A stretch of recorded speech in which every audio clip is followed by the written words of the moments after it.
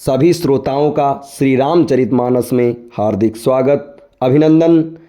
आज के वीडियो में आप सभी के सामने श्री रामचरितमानस के बालकांड के दोहा नंबर 109 और 110 के दोहे और उसके अर्थ प्रस्तुत हैं। बढ़ते हैं दोहे की तरफ। बंदहु पद धरि धरन सिरु, विनय करहु कर जोरी। बरनहु रघुबर बिसद जसु, श्रुति सिद्धांत निचोरी। मैं पृथ्वी पर सिर टेक कर आपके चरणों की वंदना करती हूँ और हाथ जोड़कर विनती करती हूँ, आप वेदों के सिद्धांत को निचोड़कर श्री रघुनाथ जी का निर्मल यश वर्णन कीजिए। यद्यपि जोशिता नहीं अधिकारी, दासी मन क्रम बचन तुम्हारी। गूढ़ऊ तत्व न साधु दुरावहीं, आरत अधिकारी जहाँ पावहीं। यद्यपि स्त्री होने के कारण मैं उसे सुनने की अधिकारिणी नहीं हूँ, तथापि मैं मन वचन और कर्म से आपकी दासी हूँ। संत लोग जहाँ आर्त अधिकारी पाते हैं, वहाँ गूढ़ तत्व भी उससे नहीं छिपाते। अति आरती पूछऊँ सुर राया, रघुपति कथा कहूँ कर दाया। प्रथम सुकारण कहूँ विचारी, निर्गुण ब्रह्म सगुण बपुधारी।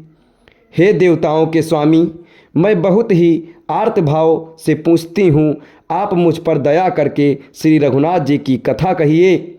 पहले तो वह कारण विचार कर बतलाइए जिससे निर्गुण ब्रह्म सगुण रूप धारण करता है।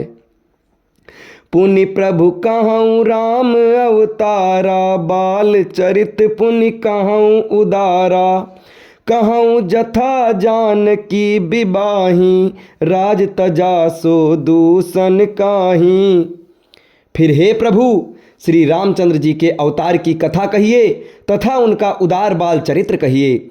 फिर जिस प्रकार उन्होंने श्री जानकी जी से विवाह किया वह कथा कहिए, और फिर यह बतलाइए कि उन्होंने जो राज्य छोड़ा सो किस दोष से। बन बस कीन्हे चरित अपारा, कहूँ नाथ जिमि रावण मारा। राज बैठ कीन्ही बहुलीला, सकल कहूँ शंकर सुखशीला। हे नाथ, फिर उन्होंने वन में रहकर जो अपार चरित्र किए तथा जिस तरह रावण को मारा वह कहिए। हे सुख स्वरूप शंकर, फिर आप उन सारी लीलाओं को कहिए जो उन्होंने राज सिंहासन पर बैठकर की थीं। बहुरी कहूँ करुणायतन, कीन्ह जो अचरज राम। प्रजा सहित रघुवंश मणि, किमि गमने निज धाम। हे कृपाधाम, फिर वह अद्भुत चरित्र कहिए जो श्री रामचंद्र जी ने किया।